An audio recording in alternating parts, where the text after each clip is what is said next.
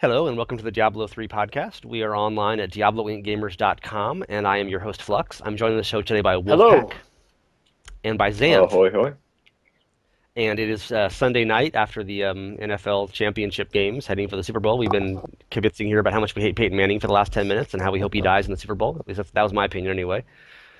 And for non-Americans, don't know who that is, and don't worry, if you knew him, you would hate him. So He's not as we bad as have Tom Brady. Can we agree on that? he, Tom Brady throws the ball more than 5 yards downfield once in a while, and he doesn't stand at the line screaming Omaha for 7 minutes before every snap. Maybe that's my personal preference. Okay, digressing.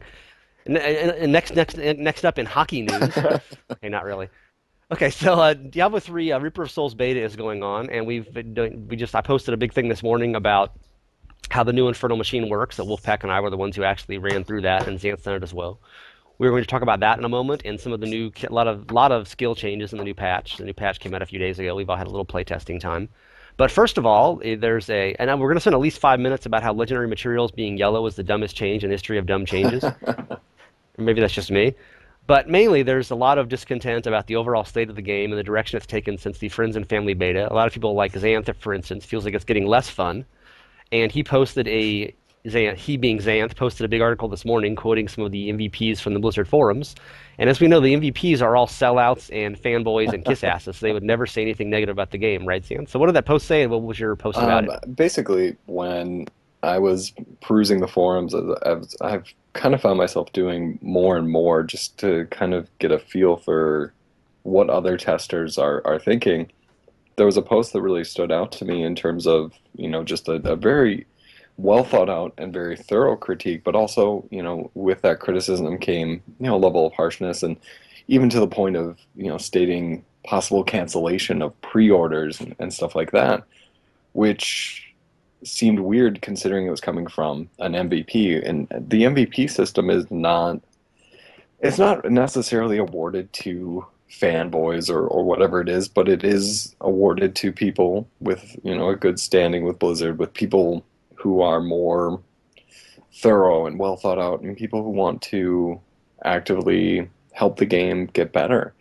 So to see that kind of really stark, kind of cutoff, saying I'm done, was disparaging. And then in tandem with that, there were other MVPs who chimed in with even more critique about what they were seeing in the beta. And one of the big things they harked back to was how good the Friends and Family beta was, and how every patch after has actually made it worse, and how they're not logging in, and how they're burned out because there is no progression, that all these little things are adding up to a gameplay that just doesn't work right now. And that's the frustration, because they've seen how great it was.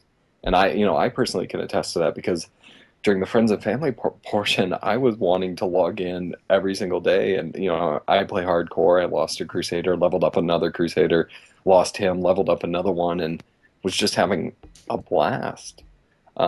Whereas now, I've kind of been tricking myself into playing different things to, like playing a Witch Doctor or playing a Wizard to keep playing, but that push to keep going is kind of abated. I just kind of wanted to highlight it because it just seemed, to resonate that you have this, and I mentioned it in the post, like it's kind of a canary in the coal mine when you have the people who are most adamant about your game now also kind of, pulling a 180 and critiquing it very harshly. You weren't actually in the Friends and Family beta, Wolfpack. We couldn't get you in an invite until they expanded in the closed beta. But are you feeling? Obviously, you didn't play it, but what you know about it and what you've heard more recently. Do you think there's Xanth and the MVPs have a point, or? Well, from what I've heard, the big change is that Legendaries don't drop anymore. And that's been my experience as well. I found, Except you found 3 in 5 minutes yeah, yesterday. I thought, oh wow, the patch has made things better when I found 3 in the first 45 minutes. But then, I've been playing extensively since, and I haven't found another one yet. And the thing is, I'm also at the same time I'm sort of cutting my time between playing on the beta and playing on live because I want to get my Paragon levels up. And I'm finding way more legendaries playing on live where we have an auction house, where we have trading, and it doesn't make any sense to me for drop rates to be lower in the game where we're eliminating trading. I don't understand. How are we supposed to put together really cool builds? How are we supposed to experience all these legendaries? And the thing is, legendaries are still not great. I mean, they're decent, but I've replaced legendaries with rare drops several times, which is fine, but we need to have a really high drop rate if legendaries are competing with rares, and right now that's just not happening. And going from an explosion of loot every time you kill a rare pack on live to one rare and like 15 essences, crafting essences, death breaths. Yes. If only I could find more I of mean, those. it feels like a downgrade, and I never got to experience Friends and Family, but when live has higher drop rates, and I'm not even like in MP10, my gear's not that great. I'm farming MP5, and I'm just finding way more legendaries there. So I don't understand what they're doing or why they just tuned down drop rates the way they did. I don't know if they're just not allowing for magic find or not compensating for the removal of monster power and Nephilim Valor or I don't know what it is, but it's just not as fun, the drop part of it, which is a shame because the gameplay part of it I feel is vastly improved. I'm having so much fun with bounties and playing around with different builds. I've been mostly focusing on my Demon Hunter, but I've just got my Wizard up to 70 and I leveled the Crusader to 70, and so the gameplay is a blast, but this game is all about the drops. The longevity is in finding these items, these build-changing items they keep talking about, but I just haven't found that many of them since I started playing. And I mean, you just heard me say I've gotten 3 characters to level 70, one from level 1, and it's just not impressive. And obviously, there's a lot of issues about where you can get legendaries. People, it seems like still bounties are still the most rewarding thing, and they changed it so now you can potentially gamble legendaries, which you got one of Wolfpaq. And how many shards did you Well, I burn to got get that that? one really quick, actually. And it was It was a a crossbow crossbow, I for my believe. Demon Hunter, and I was like, wow, this is awesome. But then I gambled several hundred more away on other characters, and I didn't get anything. So it must have just, I don't know if it was just a fluke or I just got super lucky or what. Yeah, I had like 400 shards when the patch went up, and I blew through all of them on one-handed weapons and didn't got nothing but rares. Rares and like 3 blues, which I think are bugs. Yeah. But who knows? You probably need to gamble 10,000 to get a real sense of what the RNG kind of return is. Have you gambled, Xanth? I was able to jump in, first day, and I hadn't spent a single blood shard in as far as I could remember. So I had 500 just sitting there. I burned through all of them and didn't see a single legendary. And like you, Flux, I was using one-handed weapons, I think it was two-handed weapons because I was on my Crusader, hoping for a legendary flail, but saw nothing. So you And I flailed, flailed basically, hard, epic flail. but not literally. And that's 5 shards a pop, so you blew 100 Correct. right there. So obviously it's not. It's otherwise it can't even be 1%. I mean, obviously it could be 10%. And you just got really bad luck, but it seems like it's Yeah, pretty low. it was discouraging, and I have I think with that became then discouraging to do bounties in and of themselves because now bounties for blood shards and to get the gambling, it just doesn't seem worth it. And I don't know, that seems off to me. Um, there needs to be this nice balance between bounties and rifts, and in tandem with that, then gambling should be an addition and not feel like it's required. Like I should be making a choice to gamble, as opposed to feeling like the only reason I should be doing bounties is to get shards to gamble, which is going to give me a very minimal chance. But it seems like that's the best chance to get a legendary anyway. Yeah, we had been assuming they were going to bump the legendary drop rate in this patch. That I think they did kind of allude to that, but hadn't really promised it. But then I think Lyria made a post, or maybe it was in those patch notes that you read so carefully, Wolfpack, that they said we actually did not turn up the drop rates because the gambling of legendaries has been enabled. So we figured that would kind of make up for it. We're just going to see how that goes in testing, which is great, except the game's coming out in 2 months. So people are really starting to wonder about the overall thing. But going back to the Friends and Family beta thing, is there was much higher drop rates and much bigger weapons. I mean, we were finding 4,000 DPS one-handed weapons then. Now you're lucky to get like 2,400. It's a pretty good one, which obviously makes a Right. difference. And of course, there was Crushing Blow as well. But the question is, and they were dropping like candy, but was that sustainable? I mean, if you recall the console, the Diablo 3 console came out, and it was what we're now calling Loot 1.5, and people were finding tons of legendaries and upgrades really fast because there's not really a trading system on the console. And that was really fun for like the first month, and then people were like, "This is boring. My characters are all covered in gold, in golds and greens, and they can't find any more upgrades, and I don't care anymore." And so it wasn't really sustainable, it seems like. Obviously, I'm generalizing wildly across the plane of player Right. experience, but do you think that would have been the problem with the Friends and Family beta drop rate? That it would have been awesome for a month or two, and then it would have been boring, as opposed to now it's boring immediately, so they've cut out those month and a half of distraction. I, I think that there was, yeah, the drop rate was skewed a little too high. But at the same time, I think the way loot is distributed in and of itself is a problem. We Tell us how that Well, is, we Xanth. want it all up front, right? And the game is set at 70, which was a big difference from D2, where you could find these good items at 48 or whatever, and you could hold on to them for a long time. Um, but now it's all at 70, and we have like 10 different difficulties. Why aren't we taking advantage of that and setting certain items in certain difficulties to validate a sense of progression? Whereas right now it seems like the only place you want to be is in Torment, which is going to give you the better, legendary or legendaries, whereas normal through expert is relatively useless. If there was some sort of tiering system that you had to progress through, it wouldn't seem like you could easily kind of face roll through everything, get to Torment and get bored and, have a shower of items.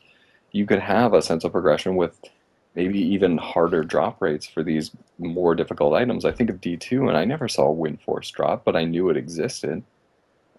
That kept me going. And you could have traded Well, for one in yeah, theory. absolutely. But it seems like right now it's just you, like my Crusader has all his gear gained from normal, which before this last patch was, okay for me to kind of wander into Torment. But even then, I wasn't getting that much. Whereas every other difficulty felt useless, it felt slower.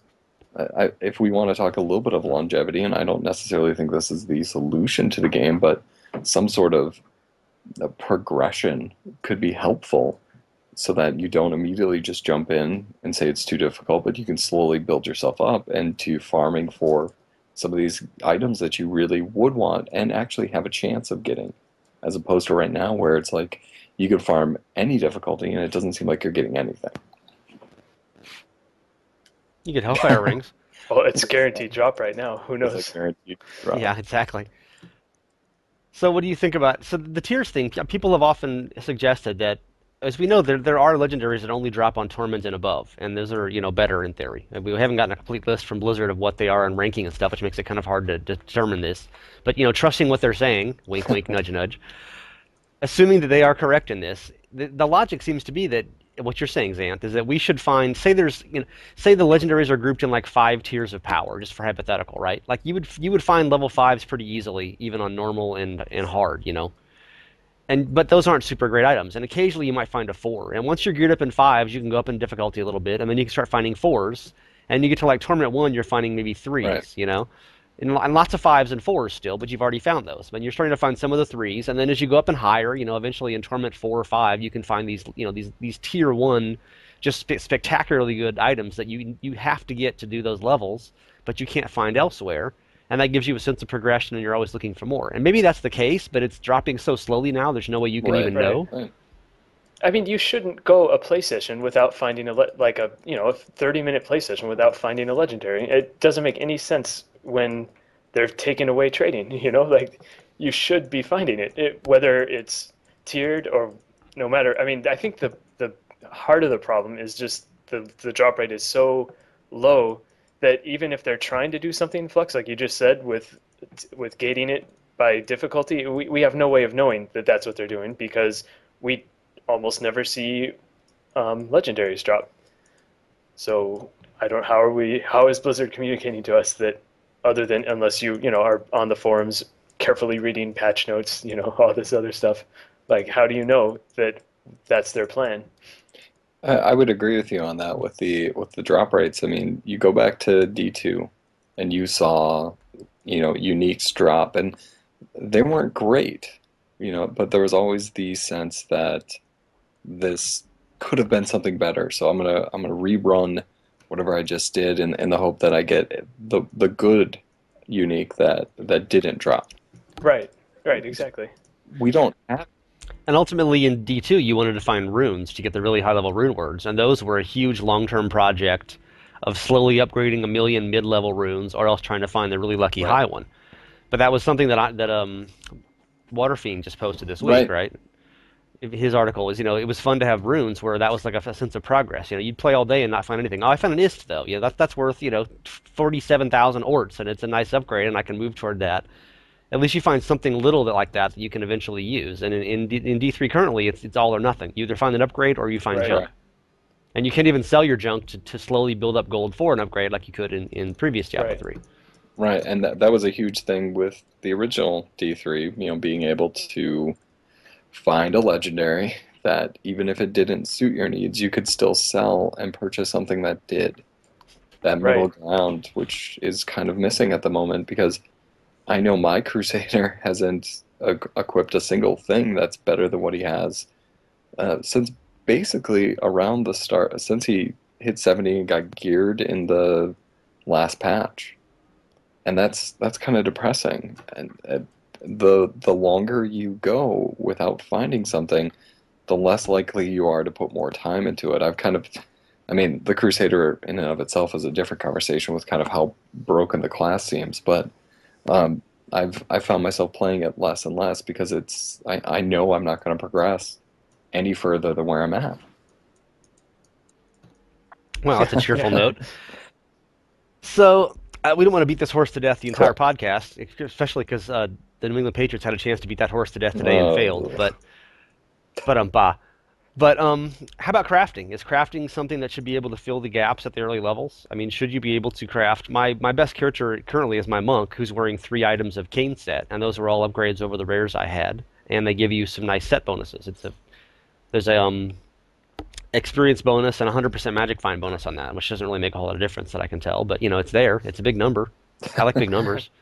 Have you guys been able to craft, and is that what should be like the stepping stone to get up to Torment in the first place? I crafted a bow, a legendary bow, and it was worse than the yellow I was wearing. And I didn't have the legendary mats to enchant it 100 times. Um, so yeah, I salvaged it, and I haven't crafted a legendary since. I, How about you, Xanth? my Crusader has a pair of the Cane's pants, which actually rolled really well, and we had talked about it on the last podcast. But prior to that, I had crafted up a bunch of stuff that was subpar, so it kind of discouraged me from actually wanting to even meander back into it. I found that anytime I've crafted something, it is worse than the rares. I think there's potential in this system, but I think the big thing, especially when you're crafting weapons, is the damage rolls and stuff like that are so off.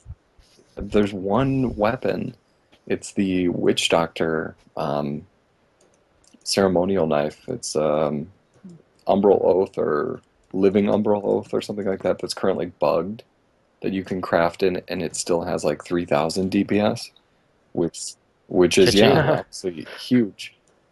That even something small like that, but like if you were crafting weapons that you knew had a range that was much higher than what a rare was, or armors or whatever it is, then this system would really work. And then I think you could just bump the legendaries themselves up too, where finding a legendary is a guaranteed upgrade, and crafting one is somewhere in between a found legendary and the rare items that you have. That would be a good system. But currently, whatever you craft is hit or miss in terms of whether or not it would actually be replaceable. And the time you spend farming whatever legendary material you need to craft it seems wasted when what you produce is so subpar. Maybe you're finding lots of legendary crafting materials. You just can't tell because they're now yellow in coloration and name. I Is that a did pick one possibility? up today, not even knowing because everything has got the names on the ground. So I just thought, oh, it's just another crappy rare weapon that I'm not going to look at. And thankfully I had stopped and put my mouse over and actually, inspected it. I was like, okay, it's an item. I guess I'll pick it up. I don't even know if I'll ever use it, but I would have no idea. I think you had said this before, Flux, but I really do think, for the sake of everything else, they need to reintroduce unidentified rares.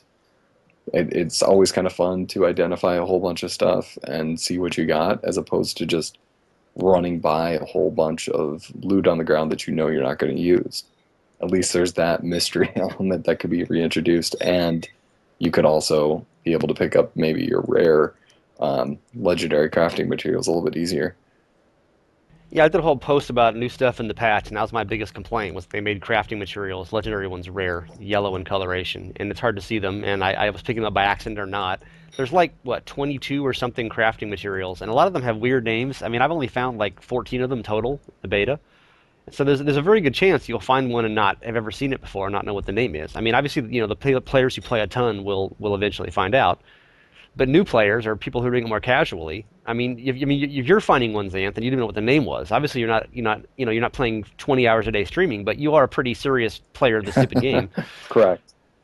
And what people suggested in comments is switch it to the icons that show. One of the check boxes in the options menu, you can switch it so instead of icon names, you just see a little image, like it looks like a pair of pants or a sword or a bow or whatever. Yeah. And that works. That cuts down the clutter a little bit, but you get like a little anvil appearance for crafting materials. And I've been doing that. I don't like using it. I was doing it because it was so hard. The only rares I was picking up were basically rings and amulets. And of course you can't tell what those are when all you see are their names. You're like, what could that be? Who knows? And when you switch it to the little avatar things, you see ring and amulet icon appearance, which is easier to find. The problem is that now, since crafting materials, legendaries are yellow, all you see is a little yellow anvil, and you get one of those every single pack because death breaths drop it like 1,000 times more than they need to for some unknown reason. Maybe that was the bug. Maybe they're supposed to be legendary items, and they're all death breaths instead. If you could craft 100 death breaths into a legendary, I would have like 3 full new sets of legendaries for 4 different characters. It's just like those things are just obscenely overpopular. But anyway, like every single monster you kill now, there's a little yellow crafting thing, and I'm picking them all up, and I have no idea if they're death breaths or legendaries or not. I only know when I get back to town. Well, But that's sort of the draw. But I mean, it is easier to spot rings and amulets, but of course that's the drawback. And there's really no reason in the world they shouldn't still be orange legendary stuff, or at least make them purple like blood shards. So I mean, something so they that would stand be a out. lot easier. or I'd even say make them light blue, because right now we just have what, gems and potions, and generally you want to pick up gems. So Yeah, and you can't help but pick up potions. yeah, So yeah, I always wondered why demonic essences were yellow in Diablo 3. That always seemed like a bug. Like, why aren't they light blue like every other crafting mat? They stack up to 100, etc. And for some reason they were yellow. And eventually you learned that when you saw this slew of useless rares, oh, there's a demonic essence. right. I need that. And now you have to do it all over again. But there's 25 different names of demonic essences, and they all blend in with the crappy rares you're finding in huge packs. So yeah, I would like rares to be unidentified as an option in the menu, or purple legendaries, or both. And I'd like that now, please. No disagreements from me. I, Okay, so you want to switching topics unless you have no, a no, no, last go comment ahead. there, Wolfpaq. Okay, so let's get away from our doom and gloom about the overall legendary drop rates and stuff. So tomorrow, just hypothetically, hotfix, suddenly legendaries are dropping, 25%, 50% more than they are now. Would that make you happy? Would that solve the problems in the game? At least some of them. Wolfpack. Yeah, well, it would make me very happy. But I mean, I don't think it's the only thing they need to do before release. And I don't know, is this the part where I say the other things I would like them to do before release, or do you want me to? We're Okay, gonna get that in so a minute. So same thing to you, Xanth. If legendary drop rates were vastly buffed, I mean, how much is too much and how much is enough, and would that really make a difference in I the overall? think, would it help? Yes, but the big thing too is if the items themselves aren't the greatest, because I've had legendary drops that weren't amazing. If that's the case, then you just have more bad, legendaries dropping, which doesn't help anybody. So yes, it can help, but at the same time, there are greater issues that would need to be addressed in tandem with it. Okay, we're talking about skill changes for a little bit, and then we're gonna get back to other major issues. So save your other okay. points, Wolfpack, just for variety. So speaking of skills, either of you guys have any build-changing legendary items on that are really making a big difference, or at least that are obviously not just a rare, not just a stat stick? Well, the crossbow I gambled is pretty awesome. It has a 61% chance to shoot an exploding bolt, and that happens all the time. I revamped my build so that I'm using rapid fire as my main damage output, and in addition to rapid fire, I have it shooting out the missiles as well, and then the explosive bolts are on top of it. So it's just like, I don't know. You know, the new Demon Hunter skill Vengeance. It's almost like I have that permanently active even every time I just hold down my right click, and it's a lot of fun, and it does a ton of damage. So I don't know, that one's really working for me. And the other legend Demon Hunter legendary that I'm working with is called the Inquisitor, which lets you have 3 wolves with That's a that's a unique unique cloak, cloak, right? correct. And so Summon Wolves got a huge buff from Vanilla because they each do 150% weapon damage and it's cleaving, and every 30 seconds you can get a 10-second 30% damage buff, which is it's huge. I mean, it takes me from 643,000 damage to 836,000 damage, and it has a pretty high uptime. Pretty much anytime I need some on-demand damage, it's there. So, I mean, I already have compelling reasons to want to run the wolf, but now that I have 3 of them, it's just so many sources of damage. It's awesome. And they also, I mean, they're not great tanks, but they do run up and get in the way, and they can body block monsters. So I've been working on just seeing what I can get done in Inferno, and the wolves are helping me out tremendously with that. So tell us about your awesome build-changing legendary Xanth and why you love them so I much. have none, and nothing has really changed, sadly. Well, moving on. I found I mentioned this in the last podcast, but I found the staff that lets you do Tempest Rush for free indefinitely with the monk. And I used that a little bit, but it was really interesting to change my whole build around for it because it makes Tempest Rush free, but it doesn't make you generate any more spirit. So then, like, what do? You can kind of run indefinitely, but then it was not huge damage and it was fairly slow attack speed. So okay, I can run through everything, but then how am I killing anything? I mean, it was really useful for like going on normal or hard difficulty and just steamrolling through everything to find bounties really quick. But I've found it's actually much more effective just using I'm just dual wielding fists that both have spirit regeneration, and that's almost enough that I can Tempest Rush full time. And when I need to stop, I just beat on things for a half a minute. They greatly increase the amount of spirit you gain for all your spirit hitters with the monk now, so you can refill your spirit much more quickly. So I mean that was fun for a while, but I quit using it. The only 2 I have now, I have the Andariel's Helm, which makes a little poison nova every time you hit something, which is just non-stop, which is nice for a melee character. And I have shoulder pads that do Fan of Knives about I think it's like 19% of the time I get hit, which is almost constantly. I mean, the most fun part of that is when I get a reflex damage boss, because any little amount of damage you take will trigger that, even if it's not much. And so if you get next to a reflex damage boss with sweeping wind on and those, it's like 1,000 in a second. I mean, it's just a blur of knives, and I can kill champion packs with RD in like zero point 0.1 seconds just standing there.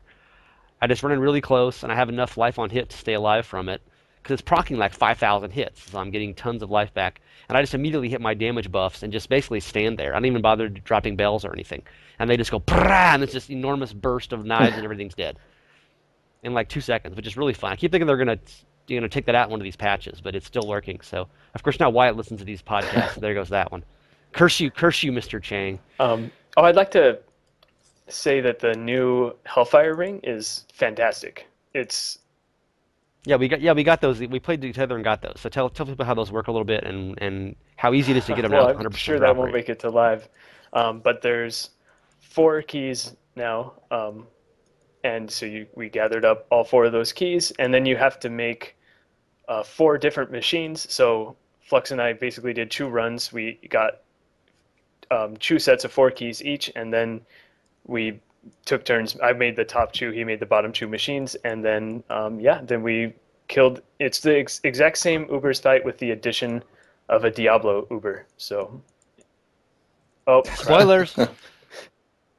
Yeah, it's in the realm of shadows. I put the pictures in the post today, but I left them as thumbnails, so it was like a little bit spoilery. But I don't think anyone's really going to care about. If you had been quizzed and said there's a fourth Uber, what's it going to be? What would you have said? Diablo, Diablo, yes. right? I would have guessed that. I mean, what are you gonna get Magda again? I mean, Oh come my on, you know. God.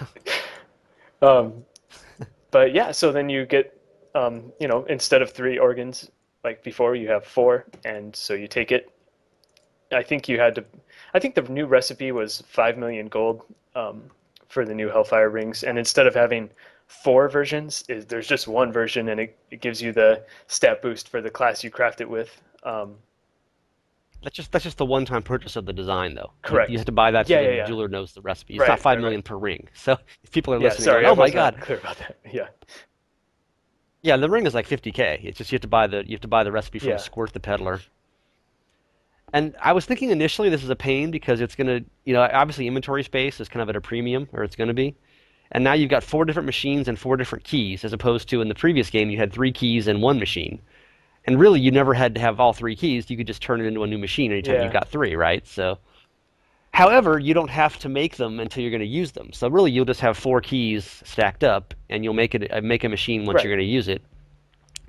And the benefit of that is, I don't know about you guys. I put this in the article this morning, but I forever in the live game now have like 530 of the organs, and you always need one, whichever one, and you keep Right. getting the other ones. And you can't just make one at the end of a game and say, "I'll just do an organ run real quick," because you never know which one you're going to get. You've always got to have at least 3 machines available because they're random. And of course, it seems like you always keep getting the same ones you Yeah. already have, right? You need the rib or whatever, and it's like, oh great, now it's Magda again. I don't need this one. I've got 5 of these already. However, in the new version, you can make the specific realm you want each time, the specific portal, and knowing which organ is dropping in which portal Right. once you know that part. So if you have, 332, you can just keep doing the last key over and over again until you get, the last rift over and over again. Let me try again. The last portal over and over again. And that's why we have editing on the podcast. I sound smart. If only that worked on first dates in real life. But you Yeah. guys are both married, right? Okay, never mind. I guess it did work for Hey. you.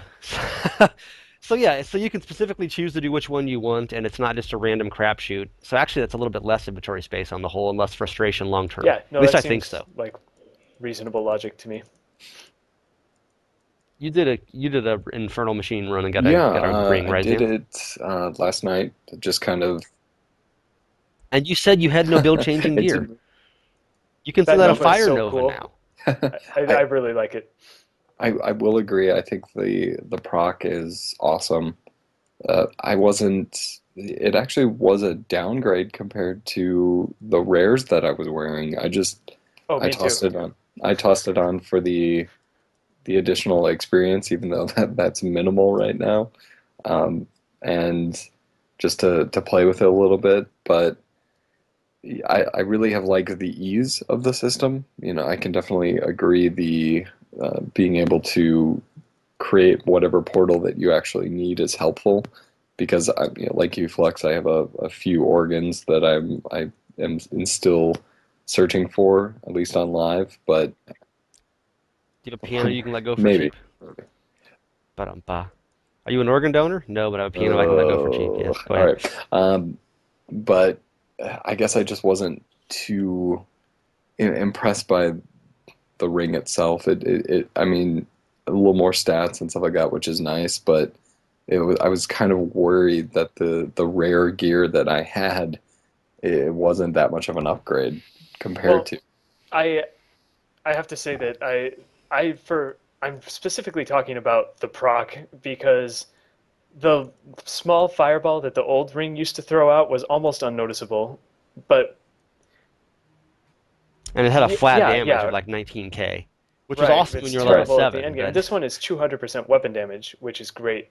And it's when it happens, it's so obvious and noticeable. It reminds me a ton of Diablo 2, the torch proc, in the sense that it's something that Diablo does, and when it happens, you can't help but notice it happens. So it has the same problem that all the other crafted legendaries have in that you have no idea what you're going to get. It's probably going to be worse than the rare because you're picking up rares every other second. I mean, they did not as much as you're picking up rares on live right now, but you're picking up rares still far, way, way, way more than you're picking up legendaries. And so unless the legendary rolls, four or five primary stats that have equivalent or better, you're not going to have the legendary materials since the drop rate's so low to enchant it up to what you need, So in that sense, yeah, the ring's a little bit disappointing. But since we're giving them kudos, I really do enjoy this proc. It's just it's the huge fire nova. I'm sure you've seen it on YouTube by now, but yeah, it's awesome. And it has It potentially higher does. rolls. I mean, I don't know what you got on yours exactly. Mine got a pretty good roll. I got, I think, about 500 strength and vit, and I got critical hit damage as well Oh, and a that's great. socket. So if I can reroll the socket into crit chance, it'll actually be Hmm. an upgrade over my current ring. Plus the hellfire, plus the experience bonus too. So I got was yours any good, Xanth? it was on my wizard, so int and vit both at the upper part of it. I think 490s, and I think it caps at 500. So those were good rolls. Uh, I'm life regeneration and splash damage, I think were the other two. I didn't bother to uh, enchant it at all. I think I more than likely would try and get rid of the splash damage, but it was, yeah, like I said, it was a downgrade by comparison, but the rolls themselves not too bad. The big thing that I'm very curious about is what the real drop rates will be like, to see if there is enough of the need to craft one of these, because while it's nice to have the proc and the little bit of experience compared to the old ring, and if you have a whole bunch of them in your stash like I do, will you feel the need to go out and seek this ring out if it's going to be as laborious as 10%, 20% drop rate per plus the organs? Yeah, of course now it's 100% drop rate for testing purposes in the beta, so you get one immediately. So you do one key run and then you do one or boss and you get the organs both times. It's like, hey, Right. we win. Even if you cut it to say 25%, even 50% drop rate, then it can take you up to 4 tries, to have a reasonable chance of getting it. 4 runs of the ball of the key and 4 runs of the organ, and here you're getting it immediately every single time. So Right. obviously it's a little different. Unless you're doing it on, in theory, it'll be like 10% per difficulty level again. I It mean, who would, knows, right? But unless you're doing it on, if you're doing it on Torment, that's only 40 or right. 50% chance. So It would make Torment 1, I sense with the mean, 10% because there are 10 difficulties, but like, I mean, how many people are going to be trying to do this on Torment 6? any last thoughts on Infernal Machine stuff? Of course, it's kind of useless in the beta because we Right. don't really care about experience. So, I mean, it's kind of fun to get it just for the I hell of think it. it would But have more value in an instance where we had been wiped and we were looking to gain more experience. Maybe on live it will have a lot more value if, especially if a ladder goes into place where we want to be rushing, and that 40% will be, or 45% will be even better. But at the moment, I'm just not gung ho on it. do you guys feel like the Fire Nova effect should have a different thing for melee versus ranged attackers? Because I had it on my monk, and of course it's spectacular because I'm always in the middle of all the monsters, meleeing away, and it's hitting everything. But if you're at the edge of the screen with a wizard or something, I had it on my follower for a little bit, and it was procking almost about as often, like every 3 to 4 seconds it would pop one. But of course, like 2 of those shots would come through where I was, and where when it was me, every single shot was hitting something.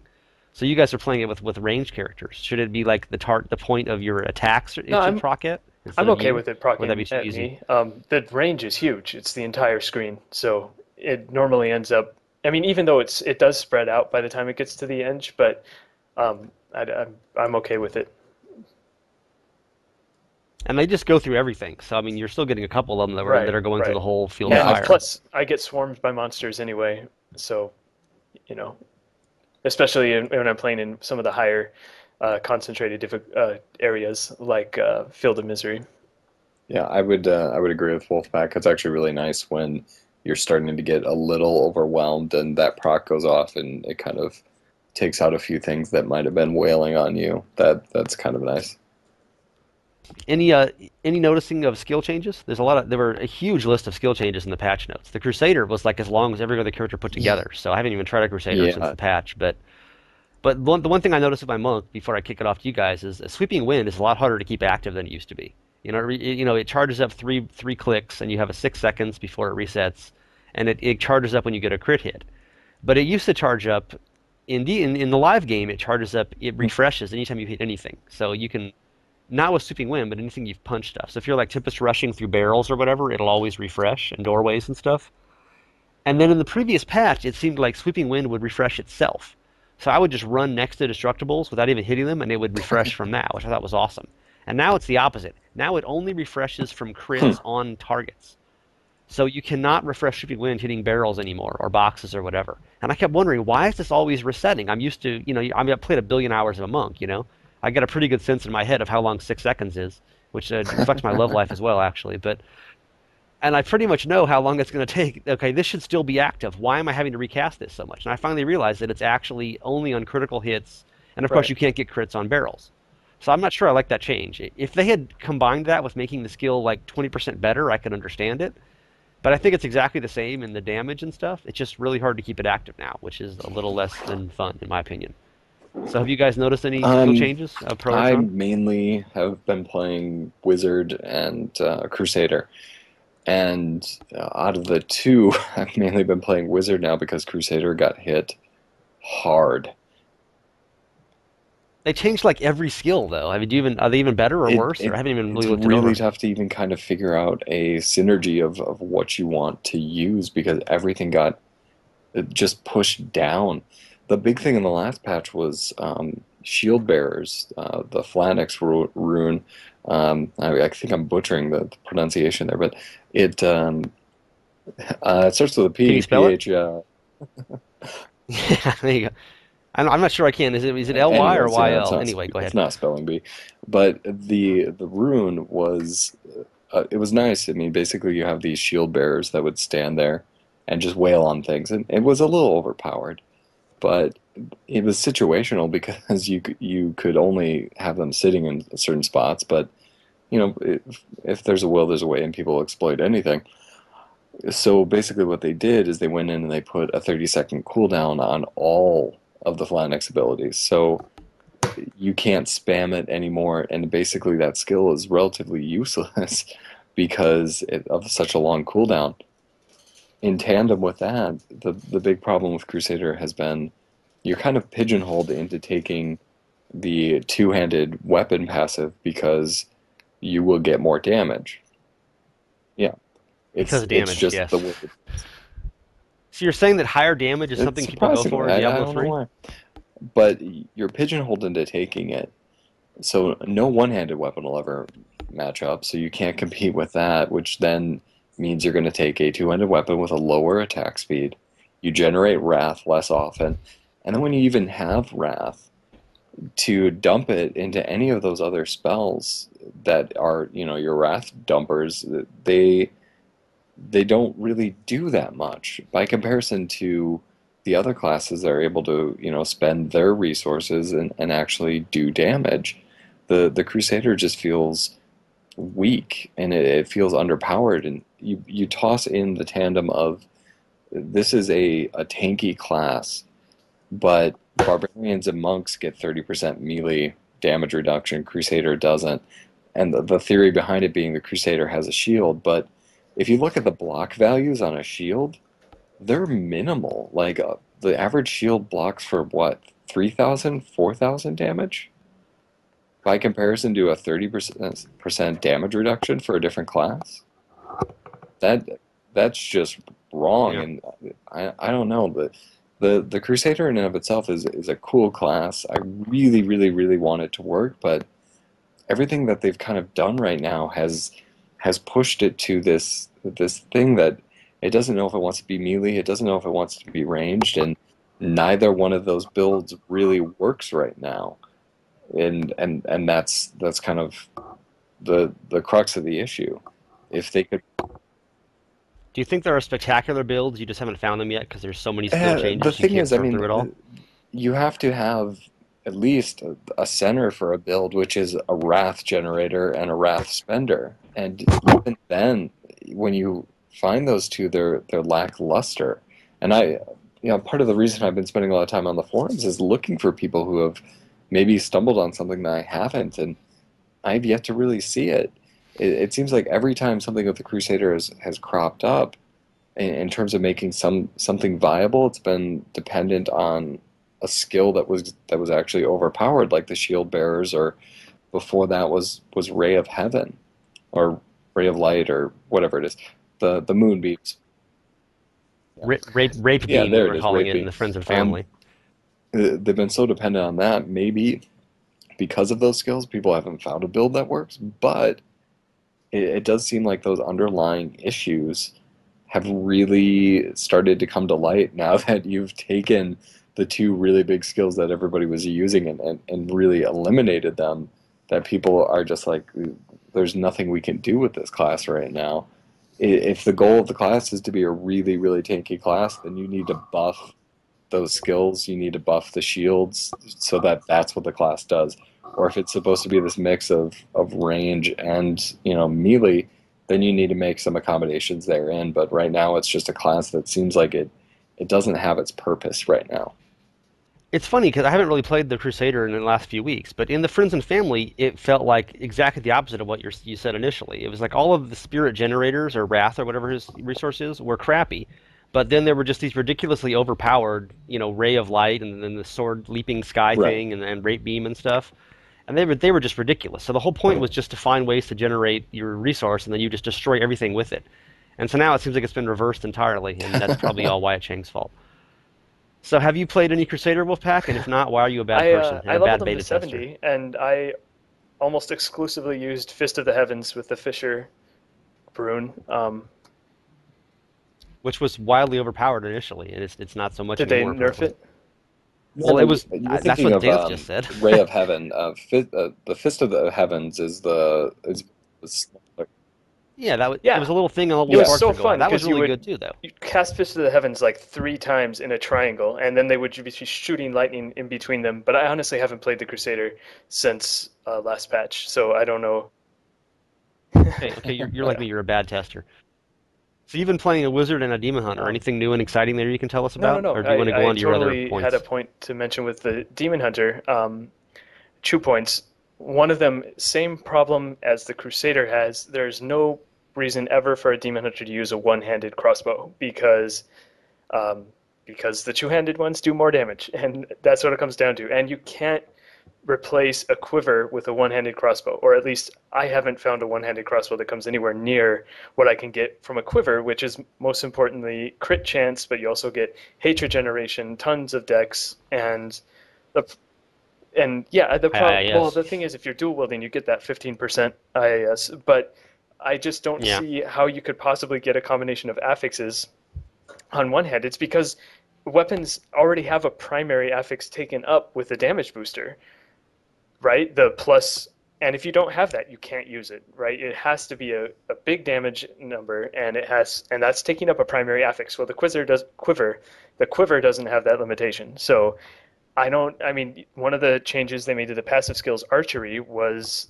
instead of plus 1 hatred for a generator, just plus 1 hatred per second when you're dual wielding two hand crossbows, which is kind of a joke because hatred isn't that hard to come by, and damage is, I mean, what all you're focused on is getting more damage. And archery, when you have a bow, a two-handed bow equipped, you're getting 8% more damage. So 8% more damage versus 1 hatred per second. I don't even think that's comparable, especially since your quiver can give you 1 hatred per second, your cloak can give you 1 hatred per second.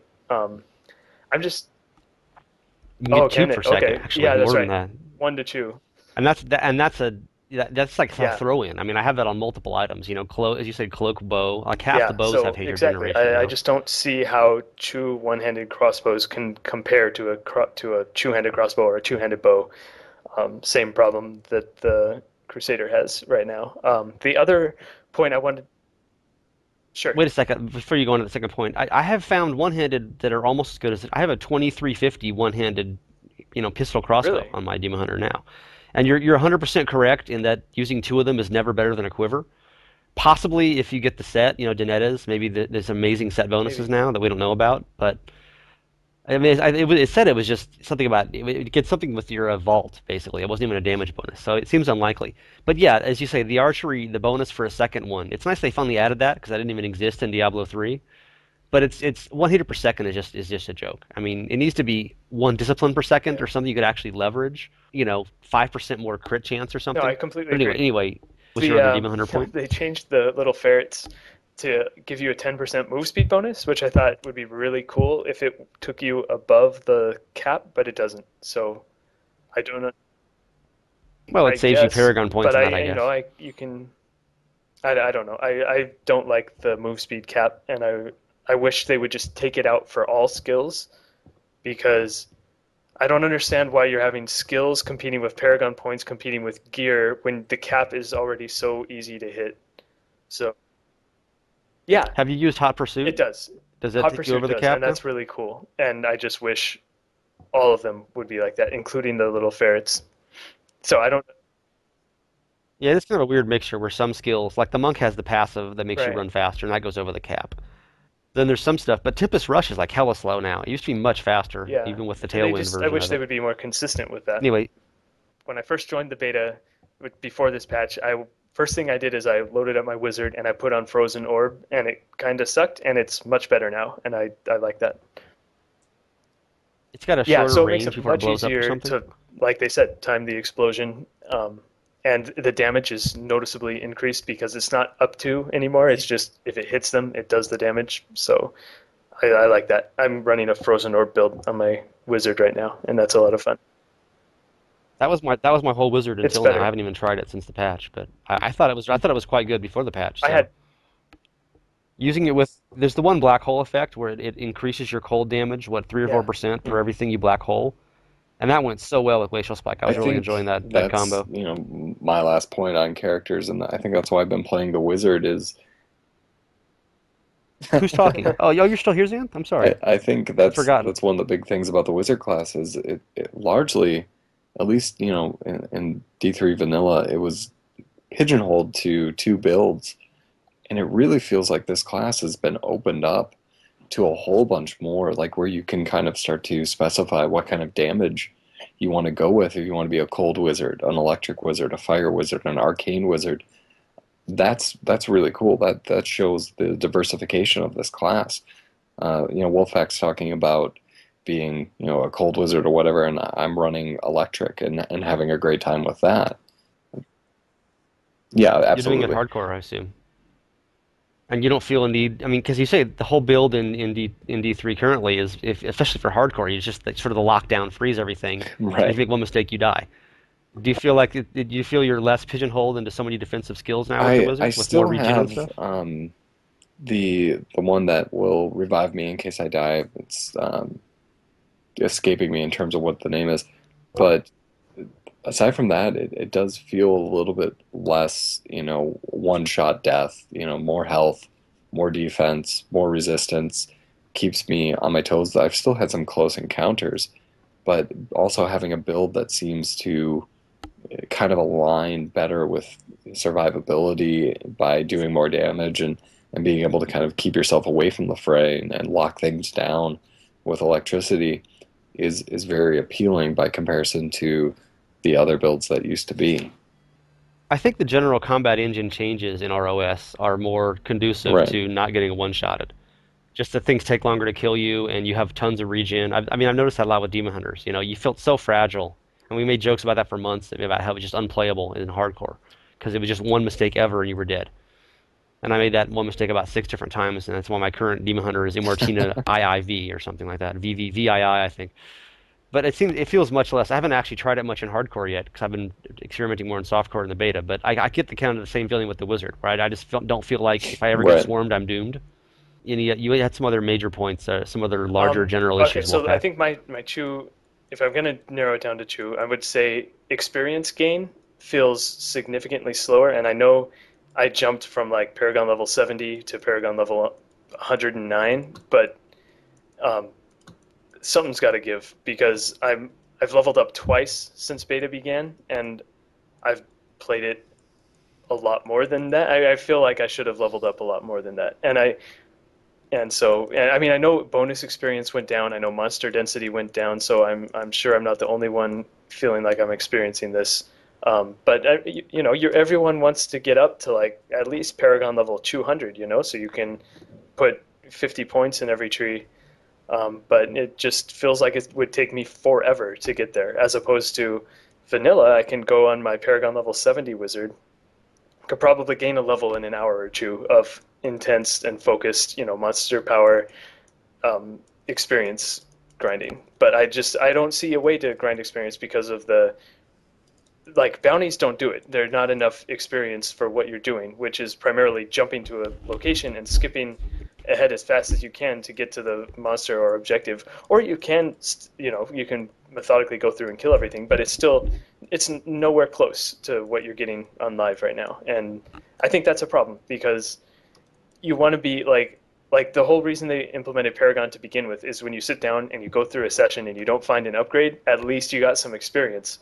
Well, now it's like you're lucky if you gain half a bar, like out of the In the entire beta, in or you mean each yeah, day? well, it depends on how. I mean, like I said, I've Pretty leveled much. twice since beta began, and I've played a lot, so I don't think that's acceptable. Um, I know I said I had two. I actually have three, so I'm gonna move. Well, we'll save Okay, the next one sure. because I Sure. want to ask Xanth about this. So experience, people feel like it's too slow. I mean, we've written about this a bunch and talked about it. Is the problem that okay? Here's your multiple choice exam, Xanth. Should there be more experience per kill, more gear that adds experience, like the useless secondary mods that add plus 110 experience per kill? Should that be a percentage of like 2% more or something? You can stack it up. Or should you get more experience for bounties or events? Or should you get more experience per monsters? Or should there be like areas you can actually really go and farm with huge density? Like say Nephilim Rifts are worth double experience. Or is this all just an artifact of the whole Paragon 2.0 system where you share your experience into one thing? And like Wolfpaq just said, you can level with your level 70 wizard in not too much trouble. And if you're Paragon, 5 or 6 or 8, you can level up like twice in a game sometimes.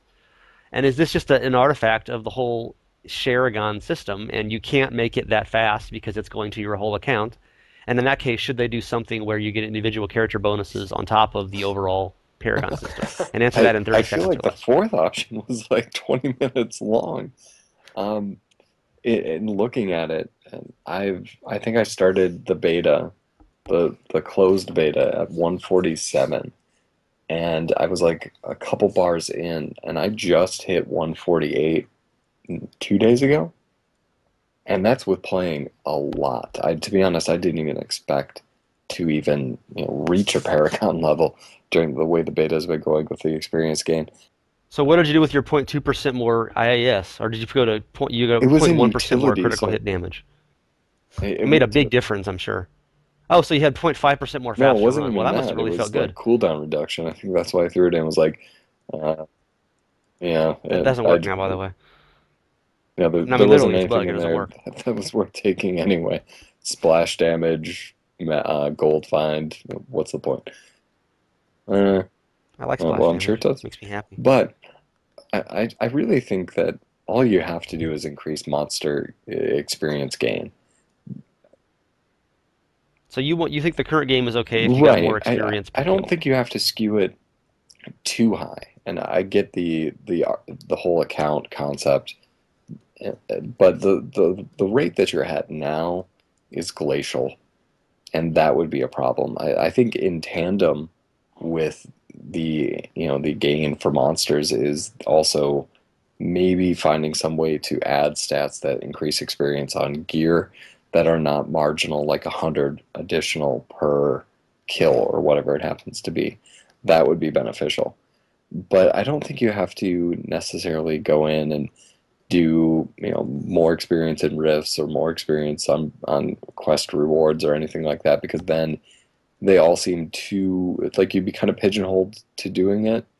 If it's just like every monster you kill has more experience, then no matter what playstyle you happen to have, you're gaining an equal level experience, and you're not forced into doing something that you don't want to. What's wrong with having different styles of play? I mean, like in Diablo 2, if you wanted to find items, you would run Mephisto or Pendle Skin or whatever. And if you wanted to find levels, you would run cows.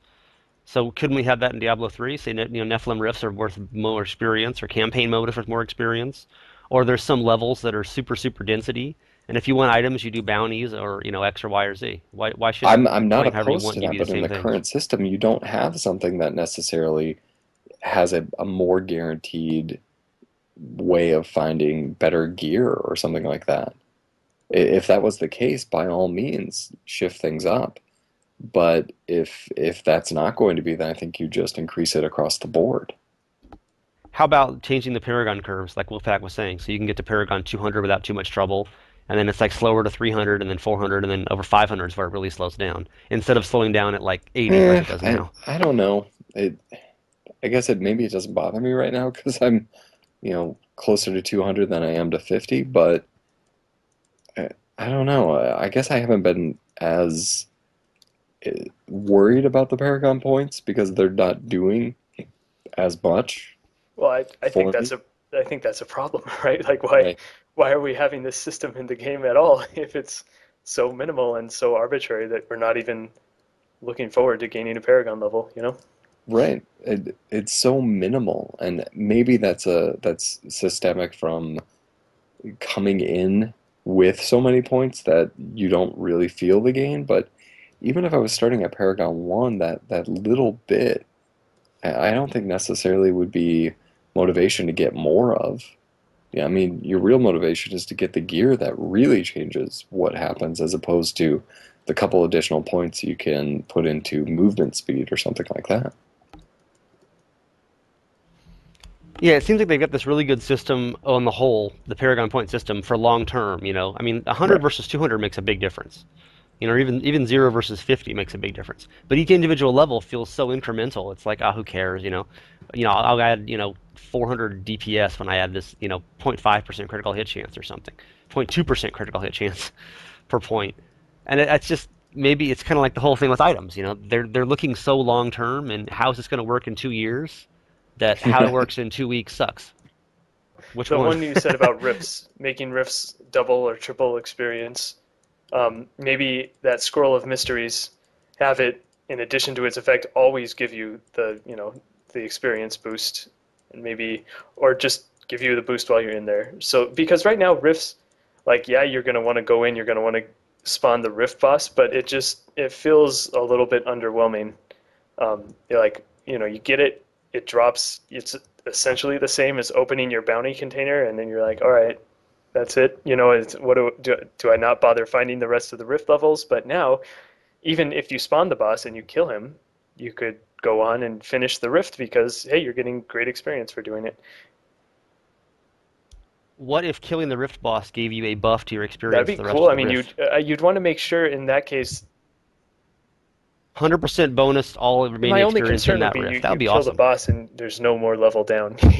Like yeah. I Luck of don't. the draw. I wouldn't mind for rifts to be a solid. Yeah, you come here to kill a boss when he spawns, but in the meantime, you focus on killing monsters. That would be pretty cool. I don't know if Rifts should be the experience place to go, but it just seems like that's my main objection now is that I don't know what to do to farm experience. I did a post about this a couple of weeks ago and measuring how much I gained, and it took me like an hour and a half to gain like 11 million experience. And you can get one per minute in Easily, yeah. Diablo 3 currently, easily. I mean, really, really good characters with gear get, 300 an hour, 300 million an hour or something, 400 million an hour. And you can get 60 or 80 pretty easily just on MP1 doing whatever. And I'm getting, 9 an hour in ROS. And it's like, okay, maybe, if the curves, obviously that's just a number. If the curves are changed, then that could be just as good, right? But I don't know what to do to get experience now. As you said, it's not bounties. There's not any really areas of huge density. There's not any game modes. It's like, oh, this is what I do to get experience, and as a sacrifice, I'm not going to find so much gear. It just seems like there's only one way to play now, and it's suboptimal for whatever you're doing. And that's why I would like there to be some variety and some options and a density slider that lowers the MF or something. I mean, people don't like that idea, but I just would like some control Well, over there my needs destiny. to, I mean, it doesn't make sense for like you said, the XP rates per hour to plummet. I mean, that doesn't make sense at all.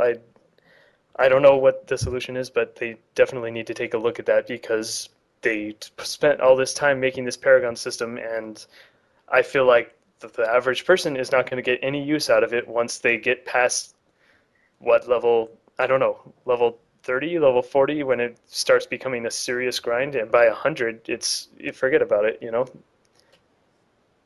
I'm at What level are you at now? 109, and I've got 100 million experience to go, and I don't know what to do. Oh, yeah, I died. Yeah. And Xanth and I are both like 140 from our characters entering with Yeah, more experience, so it's yeah, even exactly. I slower. mean, that's part of the reason I'm grinding on vanilla right now is because I don't have confidence in them to come up with a solution, and I'd like to have some more points when the game goes live. So, It's gotten to the point that I don't really look at my experience bar because I don't expect it to move. And I'm not looking forward to a Yeah. reward with it.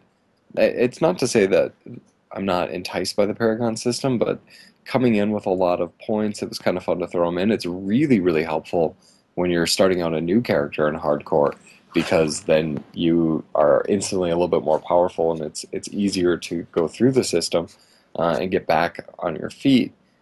But once you're kind of in the thick of it, I'm more concerned about finding gear than I am about experience, which is kind of nice because that's really the heart of the game, not necessarily continually trying to get levels, but to get the gear. I guess if I'm going to pick one more, it's going to be damage reflect on Siegebreaker is outrageous. But yeah, I found out As you what it found was out that when we killed fought me the before I Ubers. could even realize what was killing me, and it's damage reflect. And part of the problem is that they completely broke the changes that they made to damage reflect, where damage that your minions do doesn't reflect back to you. That was a huge deal for really anyone who was having problems with damage reflect when they made that change in vanilla. But now I'm just standing still. I tested. I fought my way to Siegebreaker and I fought him. I'm standing still with my sentries and wolves wailing on him and I'm dying. And there's nothing I can do about it. And that's just the Is regular that the Uber or Siegebreaker. the And regular then I Siegebreaker? tested. I stood perfectly still. I got Yeah. my 3 stacks of brooding, which put me up to 30,000 life per second. Then I activated Shadow Power, which put me up to 22,000 life on hit. And then I started rapid firing, and I was dead in less than 3 seconds. So Yeah. and that's not the Ubers one. That's just the regular boss. It's outrageous. I don't understand why they would implement such an unfun game mechanic or enforce it or buff it because this is, I mean, they've definitely buffed it, right? Because my minions, my 3 wolves and my 3 sentries are killing me slowly, and I got outrageous healing values at 30,000 life per second and 22,000 life on hit, and it did nothing for me. Which is the reason that they took off the pet reflecting damage back to you in the first place, because pets don't give you their life on hit when they attack, and your sentries don't give you life on hit when they attack. So why are they reflecting damage back to me? It makes very little sense, and I wouldn't care if it was just the Siegebreaker, but he's such an important part of the game. You know, he like you said, he's Ubers. He's a bounty often, and he's a super boss in the main story. So this is seriously something that needs to be taken a look at. Now my Demon Hunter's damage is kind of ridiculously high right now compared to my toughness. But even you on your monk, right? You had to run and spend time running in circles during that Ubers fight, and then you got I had to run away until my yeah. cooldown on Serenity was reset, and I could pop Yeah, Serenity, like go hit how him for is three that a seconds, then run rewarding around and again. fun game mechanic? It just doesn't make any sense. I guess I could have done the same thing with the shadow smoke screen, but yeah, except for me, I could only hit him for 1.2 seconds, and I would need to unsummon all my wolves and sentries. It's just it's terrible. I don't understand. It's as if they didn't bother testing it, and I mean I've gone up to Torment 1. Like, how am I supposed to do enough damage in Torment 5 or Torment 6 when his health pool is like astronomical without killing myself when I don't get the benefit of 30%, damage reduction, even if I were to stack toughness? Like, I don't know. I don't understand what they expect us to do about it. Have you noticed the difference in range damage, reflex damage on the whole Xanth? Have you had a problem with that? Actually, it seems like it's been turned down to me. I've had very little notice Yeah, of it except for even Siegebreaker. when I go up against packs with reflect damage, playing Wizard, Crusader, whatever it happens to be, I'm not noticing too much. I haven't done much testing with Siegebreaker. I did the Ubers, but I didn't notice really anything with it. But I was just playing on normal because it's 100% drop, so it didn't matter. And it was hardcore, and I didn't want to die. But I haven't noticed really anything. I believe it though. I could see where that could get a little messed up, but I haven't seen it myself. Yeah, it's really not. And it doesn't display anything either. You Yeah, don't get that warning of no, the yeah, you spiky just thing. You die. just find yourself And dead. that's the thing too, is you're not going to notice on normal difficulty because you don't need to do any damage on normal difficulty to kill him. He's got almost no life. It's when you have to, start doing enough damage to avoid. It's just running in circles is not a good gameplay mechanic. Like that's I really shouldn't need to say anything more than that. And Flux, you and I experienced that. That was the only way to take him. I wasn't exactly geared at that point for. I could have had a lot more life on hit and regen, which would have made a lot of difference. But I mean, I was dual Yeah, wielding and but I mean, stuff, we, and we just weren't doing damage. So we I weren't on we hadn't Torment planned either. We for it. were But on yeah, like what hard. Yeah. yeah, we were on So hard. Did we mention the whole thing with legendary materials I think being the it wrong did. color now? Did that come up earlier? Okay, just checking. I have to make sure we covered that. Um, You have any final no, thoughts, I Ian? think with people canceling pre-orders and stuff like that, I think it's way too early. And I know that sounds weird with us being, 10 weeks out, but it's still beta, and I don't think people need to jump to as many conclusions. I think you can look and you can be worried about certain things, but I don't think you need to cancel your pre-order. I don't think you need to, you know, swear off from the game entirely. I think you can have your reservations, but I don't think it's time to fret just yet until maybe a couple weeks before ship when you have a truer sense of what the game is. Maybe that's the fanboy in me, but I'm still very optimistic in some respects. Would you say you are cautiously optimistic or are dangerously I'm pretty. pessimistic? 1 to 10. One is the least positive. Oh 10 man, is I'm ship like it a tomorrow. It's 3 perfect. or a 2. I'm really not happy with what I've gotten to experience. But I never got to play the Friends and Family, so maybe there's hope that it could be better. From the friends and family experience by comparison to now, and knowing that a lot of the problems are fixable, I would say right now it's around a 5. And that's kind of playing it safe, but I think that number will change drastically in the next month, depending on how they decide to address anything. And if Valeria sends you another That's box of all swag. getting passed out, which, by the way, we should mention we do have two contests going for books of Tyrael, in which you can win a free book of Tyrael sent out by myself. Um, all you have to do is create out your own story on the forums of how Tyrael would describe your own character. And if you want to do it in 140 characters or less on Twitter with the hashtag TyraelTale, that will give you another opportunity to win a copy. Six total copies, all going out on the 24th. If Ironically, if the next expansion Tyrael becomes a demon, he actually might have a tail. Yeah, That could be a cool I plot like it. twist. Well, hell, Diablo got boobs. Yeah, Anything I can suppose. happen, right? Do you have any contests you'd like to plug, Xanth? I mean, the other Nope, no person? contest. Wolfpaq? No? Okay, me either.